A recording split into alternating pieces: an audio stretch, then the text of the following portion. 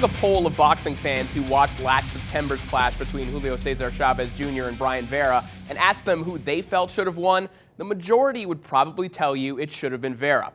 Unfortunately, the judges that night didn't agree.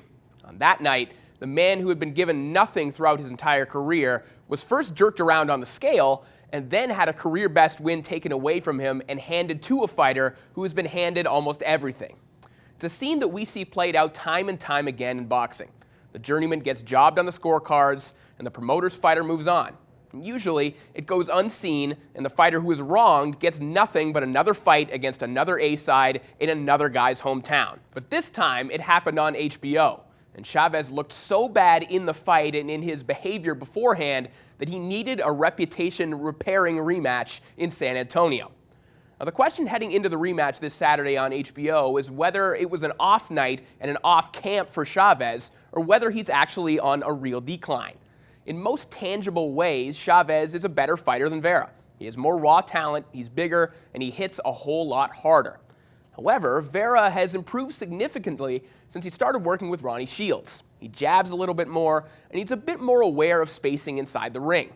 Most importantly, though, he seems to be hitting his prime as an athlete. There was a time when Vera trained a lot like Chavez, hard partying with enough hard work mixed in to get ready for the fight. Now, Vera trains alongside not just top-level fighters, but top-level runners, football players, and more at Plex Performance in Texas. It's clearly reflected in the ring, and that newfound level of fitness is probably what allowed him to outwork Chavez the first time around. Unfortunately, hard work can't take you everywhere in boxing. It can't nullify the fact that Chavez has the power to hurt him, but he probably isn't able to hurt Chavez. And even if it all goes well once again, if you go into Texas expecting a fair shake on the scorecards, to quote Frank Ocean, I've got a beach house I could sell you in Idaho as well.